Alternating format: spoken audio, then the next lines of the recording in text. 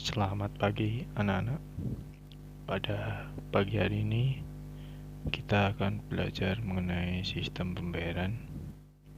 Salam sehat untuk kita semua. Masih bersama Bapak Tri Raharjo, mahasiswa PLP dari Universitas Sanata Dharma.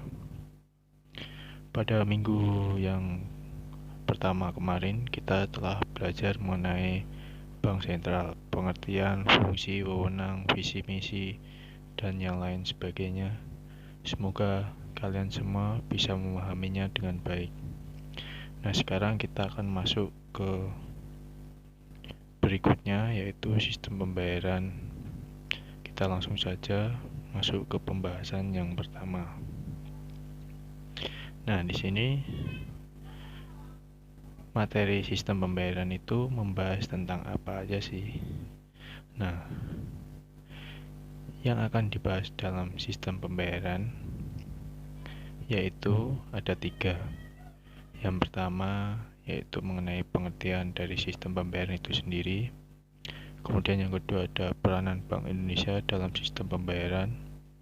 Kemudian yang terakhir, yang ketiga, yaitu nanti kita akan belajar mengenai penyelenggaraan sistem pembayaran. Nah, sebelum kita masuk ke pembahasan, di sini ada pertanyaan untuk anak-anak semua, mungkin bisa dipahami atau dicermati. Masih ingatkah anak-anak dengan salah satu tugas dari Bank Indonesia pada pertemuan pertama kemarin yang telah kita pelajari bersama? Nah, jika anak-anak memperhatikan video yang telah Bapak berikan pada minggu pertama kemarin, di sana ada gambar di mana ada penjelasan mengenai 3 pilar utama. Yang pertama, pilar pertama yaitu mengenai menetapkan dan melaksanakan kebijakan moneter. Yang kedua yaitu mengatur dan menjaga kelancaran sistem pembayaran. Dan yang ketiga yaitu stabilitas sistem keuangan. Nah, di sini yang akan kita bahas dalam sistem pembayaran yaitu mengatur dan menjaga kelancaran sistem pembayaran. Nah, kita langsung masuk saja ke pembahasan sistem pembayaran itu apa sih pengertiannya.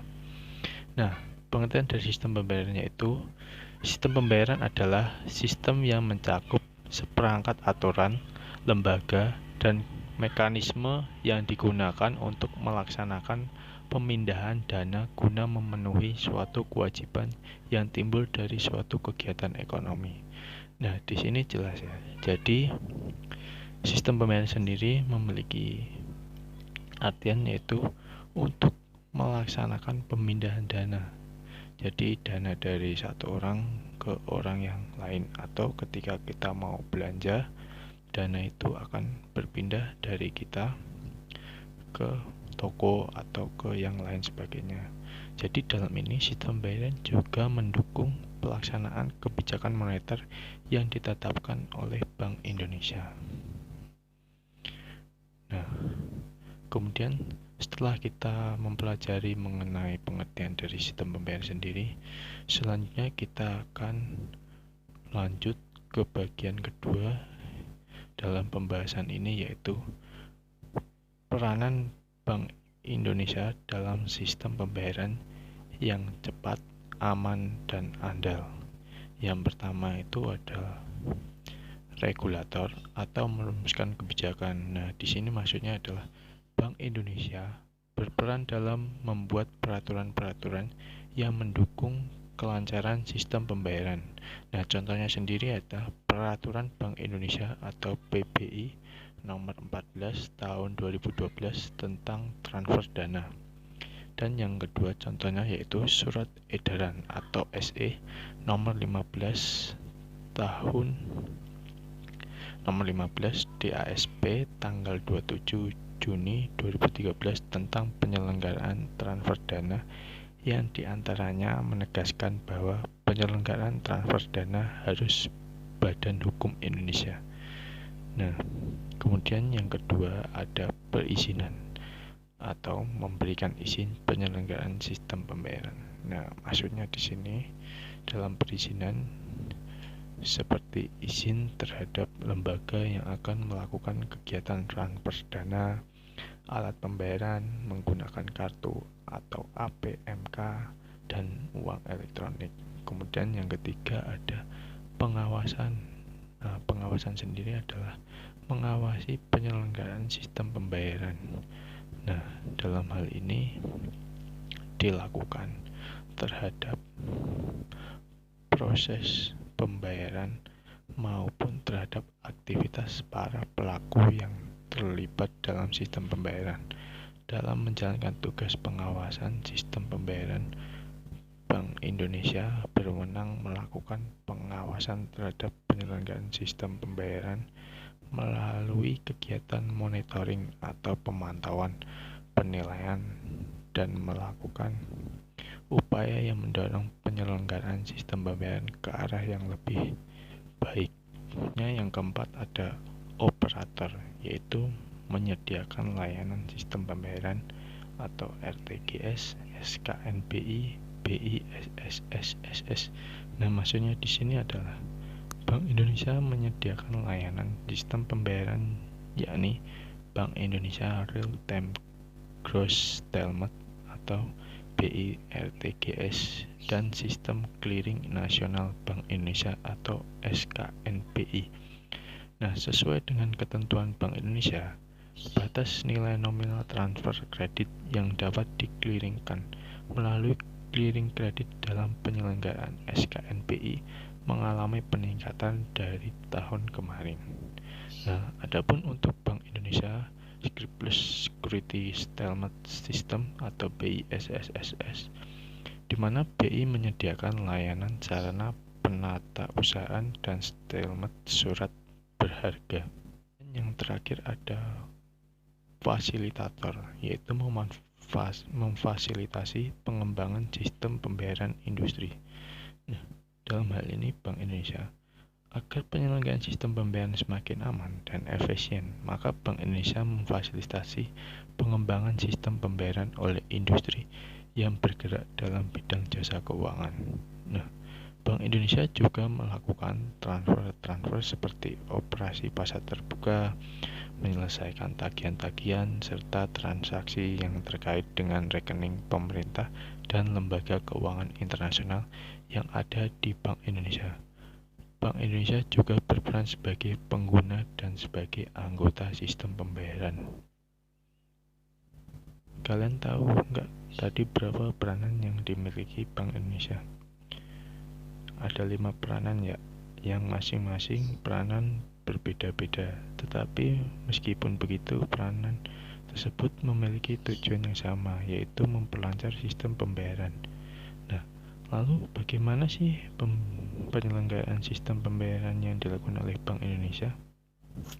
Nah, selanjutnya yaitu penyelenggaraan sistem pembayaran non-tunai oleh Bank Indonesia dilakukan dengan 2 cara, yaitu yang pertama ada transaksi yang bernilai besar diselenggarakan dengan menggunakan perangkat Bank Indonesia atau Real Time Gross Settlement atau bisa disingkat dengan istilah BIRTGS, dan Bank Indonesia Security Settlement System atau BISSSS.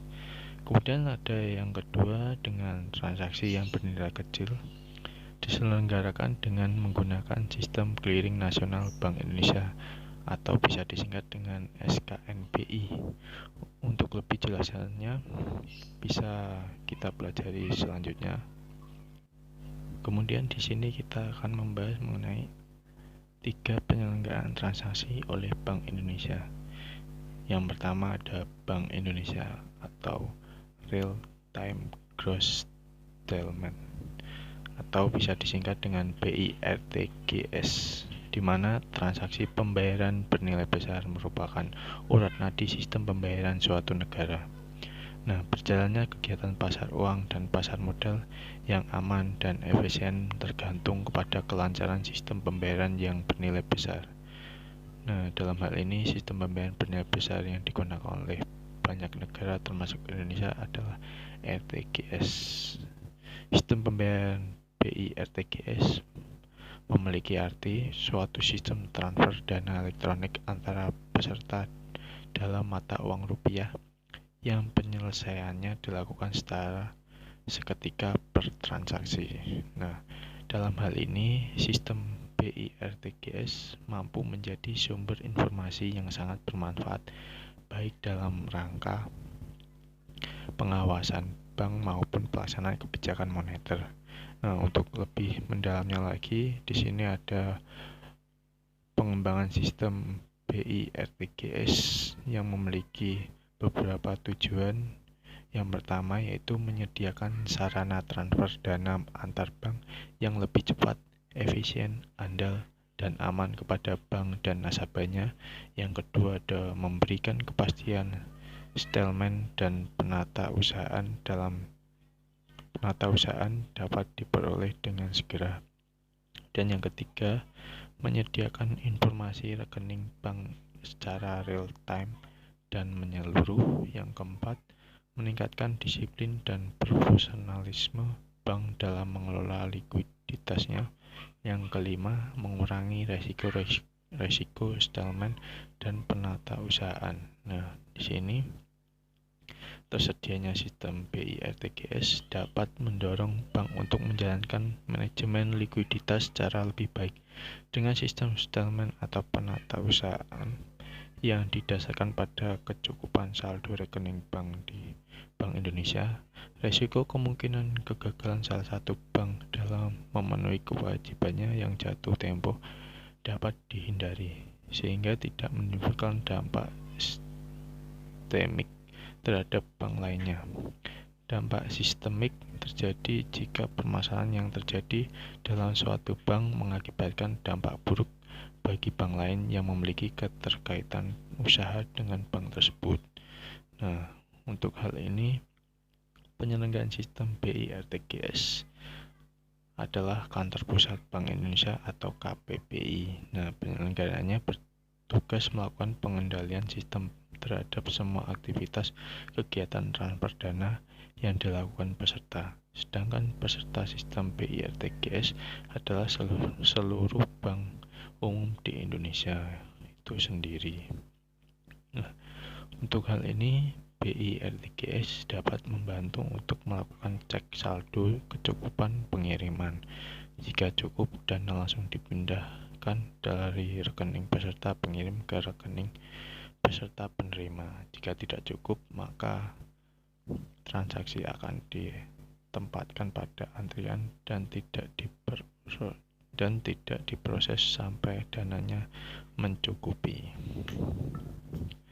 Nah, selanjutnya yang kedua ada Bank Indonesia Scriptless Security Settlement System atau BISSS, di mana BI RTGS atau Bank Indonesia memiliki sebuah sarana khusus untuk mencatat dan menata usahakan transaksi surat berharga secara elektronik yang dikenal dengan Bank Indonesia Elektronik yang dikenal dengan BISSS.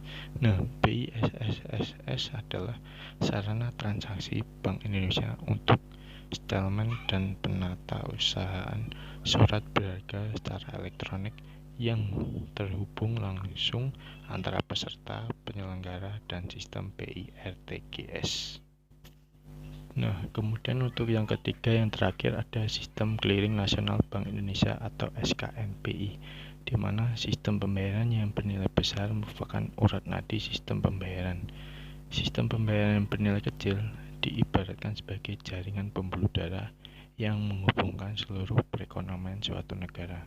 Nah, untuk sistem clearing sendiri memiliki arti pertukaran warkat atau data keuangan elektronik antara peserta clearing, baik atas nama peserta maupun atas nama nasabah peserta yang perhitungannya diselesaikan pada waktu tertentu.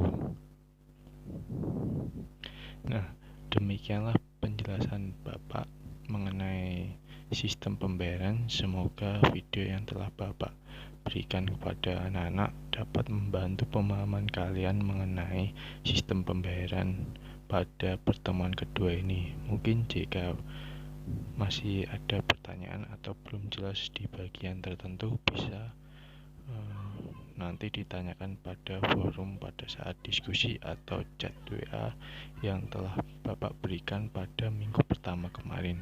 Terima kasih, tetap semangat, tetap belajar, jangan pantang menyerah. Salam sehat.